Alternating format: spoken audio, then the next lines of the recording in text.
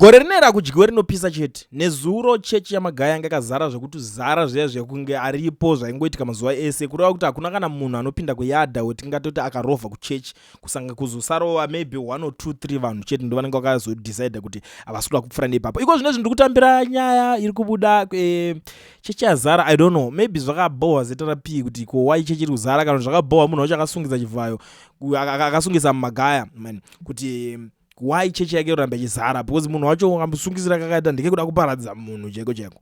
Izve so police zeterapi iri kuti munhu wese akavharwa namagaya uya uchitaura kumana panobudika here apa, magaya anonyatsobuda here apa makazvitarisa mimi. Let's be very honest akumana nyaya yacho iri panapa iri kutaurwa.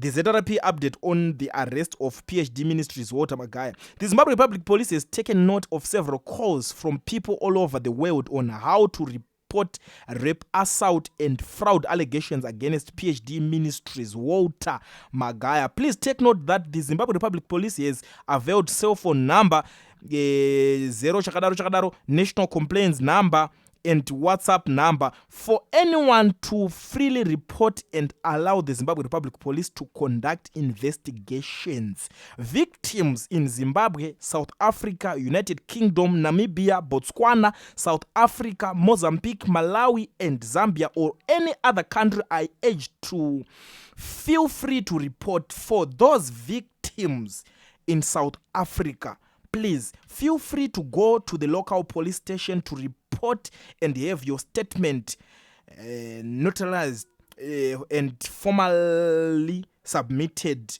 to Zimbabwean embassy. The Zimbabwe Republic Police warns individuals and syndicates trying to interfere with investigations or threaten witnesses that they risk being arrested for deflecting or obstructing the course of justice. Vapedza zvavo kumberi uko vanga vakuda kuzorwisana ne vamwe vanga vamboposta number vachitaura kuti hey tuziva kuti maningirikini chimomera kuposta manumbers evanhu emadetectives ma1 or ma-individuals zvakutonetsa kwana zvakudai so bhozi nyaya yacho ka inogona kuti anenge chitorwirwa ka unozongonzwa ayo but nyaya yenhingiri kuti kwalaliki kuti type yemacases ekuti munhu wese alright iyi ndo inonzi hot case, makesi anopisa ekuti vanototo vanhu vanoshanda muofisi vanototaura kuti hapana patakuzo kana iri nyaya yekuti vari vekutodya vanotaura kuti apa takuzodyawo apa because ikesi hombe. Kana pasingadyike vari vekunono kuti ngotiwo zvakadhakwa vanotongokudza kuti apa paka zvakadhakwa hatina kumberi kuchaendeka kana kuti kumberi kunoendwa, ndo mamiriro anenge akaita chinhu chacho ipapapa chisedza unonyura wakada kuningirikina kana kuti amenhu kana kuti unozongodyawo ukanyarara pakuda matable manners. But vari kupisa.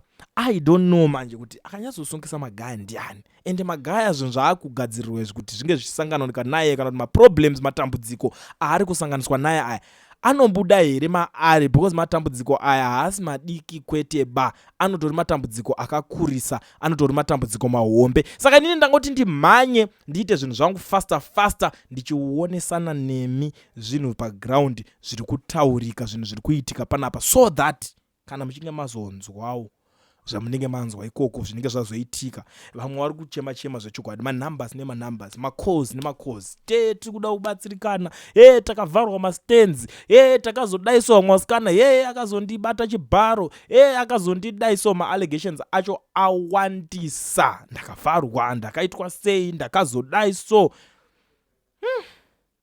but I think chandiri kuongorora chandikaona apa ndikuona kuti munhu akazongoitawo skiri yatinonzi mbudzi inodya payakasungirirwa since atonoti chaunga ndatoona nacho sakaregedza ndiitewo madhiri emabusinesses pachaunga chandatowana ichocho kuti life yangu ende mberi. Ndo zvandiri kuona zvikuitika but zvaakupanduka zvaakupfuka chaunga chauya chaungana but zvaakupfuka chaunga chaakutanga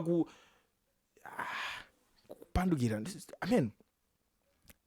Because sometimes kana machechi avhurwa ngatingoenda kuchechi kunonamata. Ndaiona umwe achitaura kuti ndakazofarwa mari nanhingi akazondidai ndakazoita project ndada kuvakawo imba ndakazodai ndikazotumira mari hazvina kushata zvese izvozvo. But I think it's high time yekuti kana uchingoenda kuchechi ngatingofambira nyaya dzedenga idzi dzekungoudzwa nyaya dzekudenga muchiparidzirana muchingoitana sei zvatopera. Zvekuda kuzopindana muhomwe izvi I don't think kuti zvine zvazvinozobatsira because mangwana zvinokuisa muna taisiri vamese.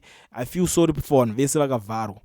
I'm not here kuti nditaure kuti munhu akavharirwei zvake akapusa no unonge watosangana nazvo, unonge wakabhilivha kuti uyu ndiye munhu waMwari wandichateera nekusingapere. But ininiwo zviri kundirwadza muri yeZimbabwe kuti ndiri kuona kuti vana veZimbabwe muchiri kutoenda kumachechi, muchinosiya mari dzakawanda kudaro, uri kunosiya mari ma-thousands, mhuri yako iri kutambura, ma-family members akawanda, tiri kutaura hama, umwe amutobatsirika navabereki venyu chaivo vakakuzvarai, but muri busy kuda kunopedza nhamo yeumwe munhu nekuwanda kwamakaita ikoko kushuwa-shuwa. But I'm not here to do that, kuti ndiswere ndichitaura zvinhu zvesizvo. It's something chekuti at the end of the day I'm a human being, saka ndinotaurawo zvimwe zvandinoona, but ndinoziva kuti kune vamwe vanhu vakawanda vekuti vakachinjwa life namagaya.